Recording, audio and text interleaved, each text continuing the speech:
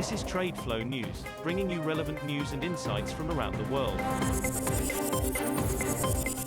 TradeFlow News, enabling trade for SMEs and economies worldwide. These are some of the key topics that we will be looking into in today's program.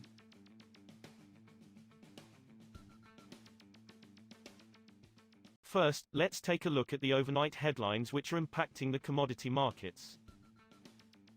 Russia has made some changes to its fuel export ban, including lifting restrictions on fuel used as bunkering for some vessels and on diesel with high sulfur content. A government document showed just days after Moscow first announced the restrictions. Russia also lifted restrictions on the export of fuel already accepted for export by the Russian railways and Transneft before the initial ban had been announced last week. The indefinite Russian ban on all types of gasoline and high-quality diesel remains in place, according to the document dated September 23. Oil prices fell on Tuesday amid concerns that fuel demand will be crimped by major central banks holding interest rates higher for longer, even with supply expected to be tight.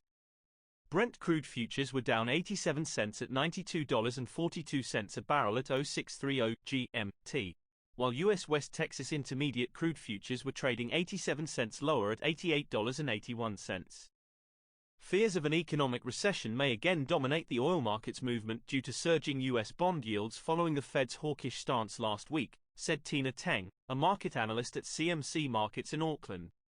Moving on to the top news in the energy sector. European Union energy imports continued the downward trend in the second quarter as members further reduced their reliance on Russian supplies, data from EU statistics agency Eurostat showed on Monday. After a strong increase between 2021 and 2022, EU imports declined by 39.4% in value and 11.3% in volume in the second quarter of 2023 on a yearly basis. That followed plunges of 26.5% and 6.1% respectively in the first quarter. Russia, the top supplier of petroleum oils to the EU with a market share of 15.9% in the second quarter of 2022, saw that share decline to just 2.7% in the second quarter of this year, making it only the 12th biggest supplier, Eurostat said.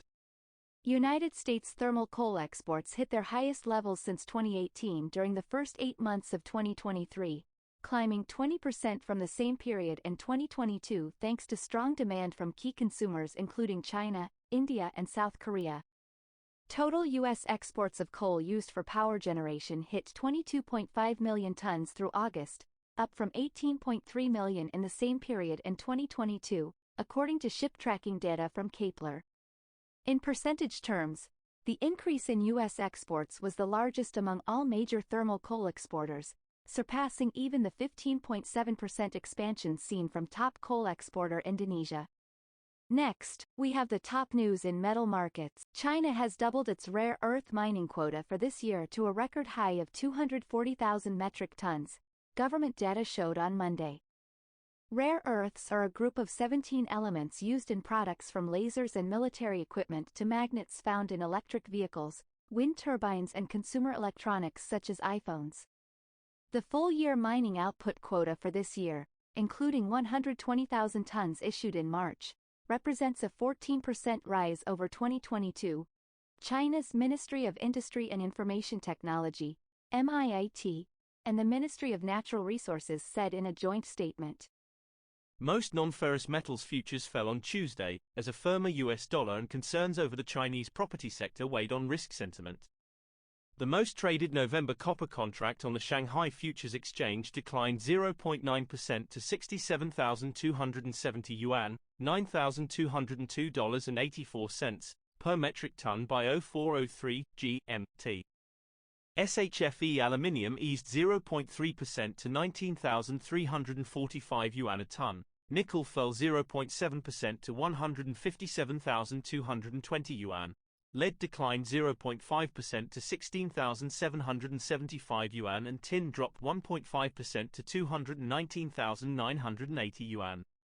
The dollar hit a 10-month high against a basket of major currencies, supported by U.S. bond yields scaling 16-year peaks. We will now look at the top news in the agricultural sector. Chicago corn rose for a third consecutive session on Tuesday, hitting its highest level in more than a week, while soybeans gained ground as a slower than expected pace of U.S. harvest supported prices. Wheat rose to its highest level in almost 1 week. There is support for corn and soybean prices because of some issues with the U.S. harvest, said one Singapore-based trader. But it is still early to be too much worried about the harvest. There is no immediate concern over grain supplies. That is all for today's news on commodity markets. Stay tuned to TradeFlow News as we continue to provide you with more updates. We also invite you to follow us on Twitter at TradeFlow News, which allows you to watch our program on your mobile device or desktop to receive information from there.